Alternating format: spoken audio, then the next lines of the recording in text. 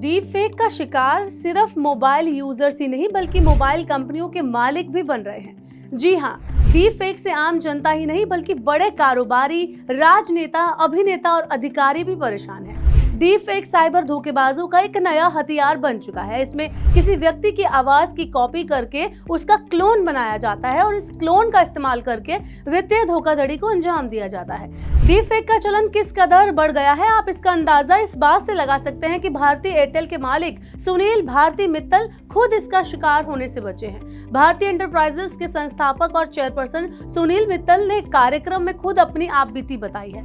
आप अब जरा सोचिए कि टेलीकॉम कंपनी का मालिक जब डीप फेक का शिकार हो सकता है तो आप अपनी बात तो छोड़ ही दीजिए। जब सुनील भारती मित्तल ने कहा कि वो भी डीप फेक का शिकार बन चुके हैं तो ये सुनकर कार्यक्रम में मौजूद हर शख्स चौंक गया। सुनील मित्तल ने बताया कि कुछ समय पहले भारतीय एंटरप्राइजेस के दुबई ऑफिस में अफ्रीका बिजनेस को संभालने वाले एक वरिष्ठ अधिकारी के पास मित्तल की आवाज और हूबहू अंदाज में एक फोन कॉल आया।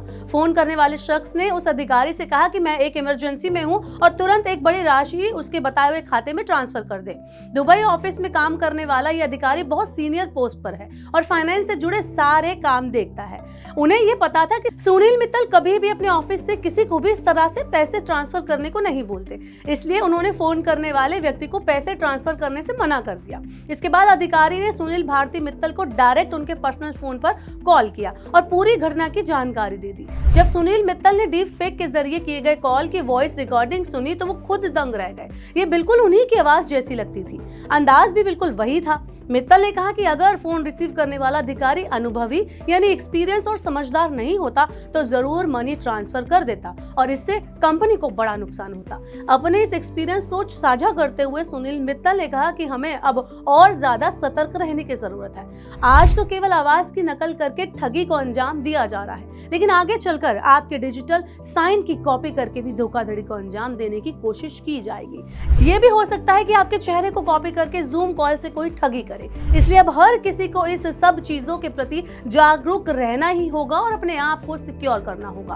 मित्तल ने कहा कि हमें समाज को एआई की बुराइयों से बचाना होगा, इसके लिए हमें केवल एआई की अच्छाइयों का इस्तेमाल करना होगा। साथ ही उन्होंने कहा कि जो कंपनियां एआई को नहीं अपनाएंगी वो पीछे रह जाएंगी। नई टेक्नोलॉजी को लागू करने के अपने फायदे और नुकसान होते हैं, इसलिए हमें फायदों पर फोकस करने के साथ ही नुकसान से बचने के लिए भी उपाय खोजने की जरूरत है। आपका क्या कहना है एआई के इस्तेमाल के बारे में और इस तरह से एआई को यूज करके जो ये धोखाधड़ी बढ़ रही है उसके बारे में आप हमें कमेंट बॉक्स में बता सकते हैं और ऐसी और वीडियोस के लिए देखते रहिए मनी9।